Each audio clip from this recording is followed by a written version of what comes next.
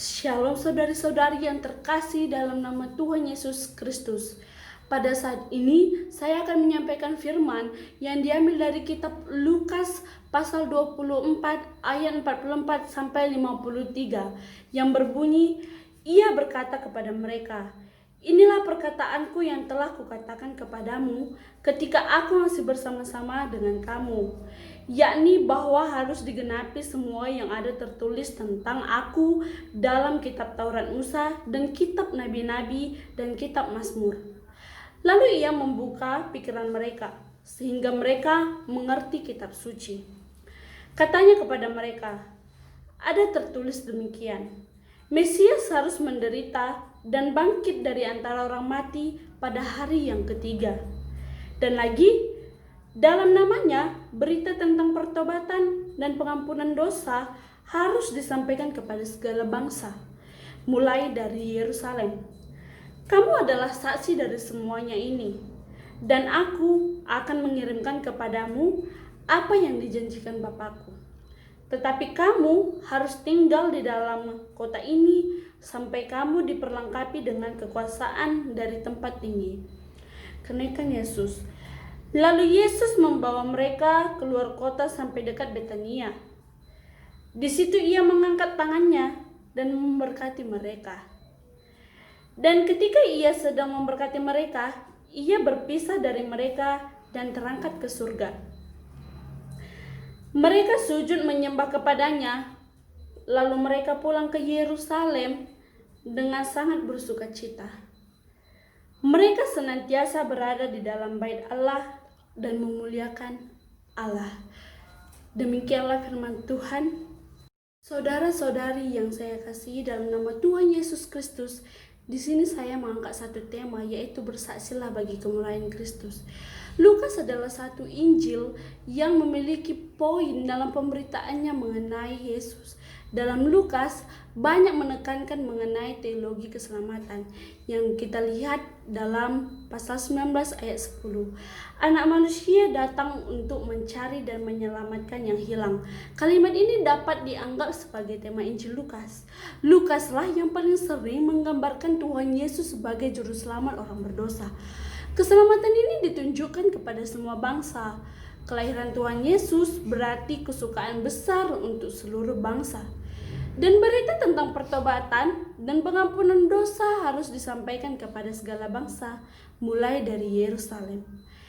Saudara-saudari, dalam nats ini, pada hari ini mau mengisahkan kita saat Yesus menampakkan dirinya pada murid-murid di Yerusalem. Saudara-saudari yang dikasihi Tuhan dalam Yesus Kristus, dalam nats ini para murid-murid membuka pikirannya untuk mampu mengerti semua maksud dari karya Allah untuk bangsa ini, hingga semuanya dapat tergenapi dan diperlakukan juga, dan memiliki respon dari kita untuk memahami ini. Ya, tentunya kita dapatkan dari iman dan kitab suci yang kita miliki saat ini. Untuk memahami kitab suci diperlukan pembaharuan hati nurani dan suara batin manusia, yaitu suara dari roh dan memberi hidup. Roh manusia memerlukan pencerahan dan batiniah. Perlu diterangi oleh roh Allah juga yang mewahyukan. Maka manusia akan mengerti apa itu kitab suci. Saudara-saudari yang dikasihi dalam nama Tuhan Yesus, sesuai dengan tema kita, yaitu bersaksilah bagi kemuliaan Allah, yaitu menjadi saksi bagi kemuliaan Allah memang bukan jalan yang mudah. Namun, kita pasti akan menemukan kesulitan-kesulitan, tetapi kita sebagai saksi-saksi Kristus tidak perlu khawatir. Kristus akan mengirimkan kita pendamping, yaitu Roh Kudus.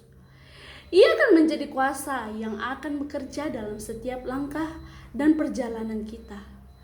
Sebab hanya Dialah yang akan melimpahkan kasih karunia keselamatan kepada setiap orang yang membuka hatinya untuk Allah. Dan menjadi saksi, kita dituntut untuk taat pada tugas panggilan Allah. Ketaatan itu hidup pada Kristus akan menghasilkan hidup kita yang serupa dengan Kristus yang disebut Kristen. Saudara-saudari yang dikasihi dalam nama Tuhan Yesus, dari nats ini kita Umat manusia diajak untuk menjadi saksi bagi kemuliaan Kristus.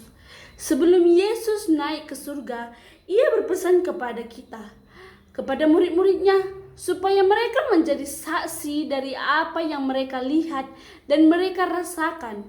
Dan Yesus memberikan perintah kepada murid-muridnya untuk menjadi saksi tentang kebangkitan dan menjadi saksi dalam karya Kristus.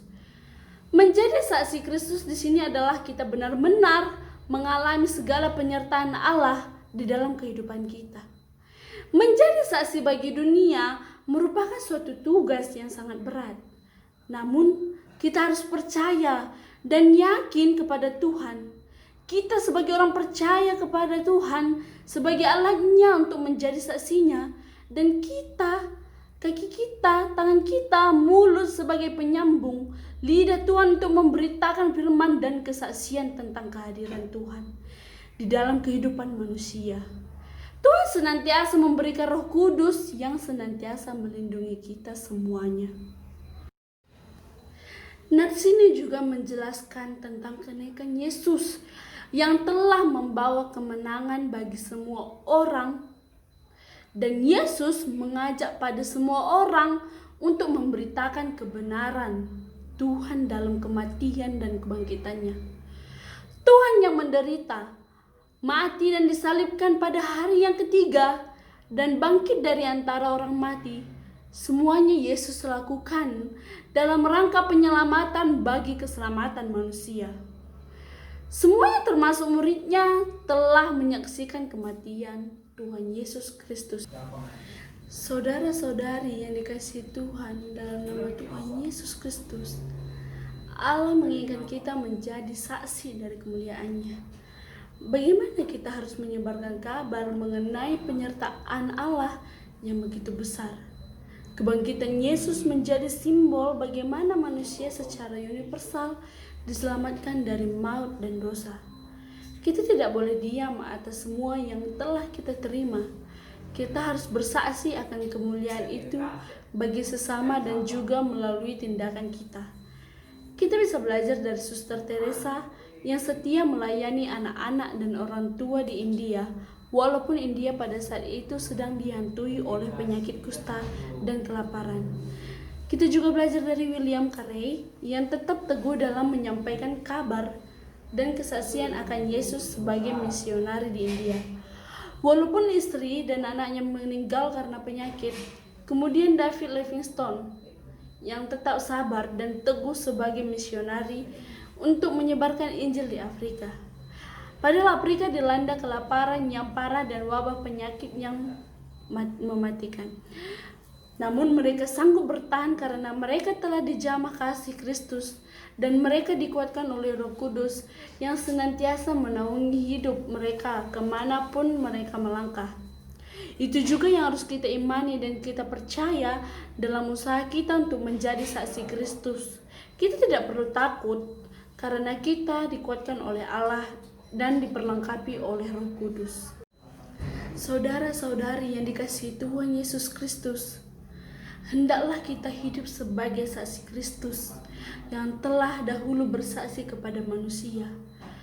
Kesaksian Yesus yang rela mati disalibkan demi menebus dosa umat manusia dan bangkit dari kematian serta membawa damai sejahtera dan keselamatan bagi umat manusia.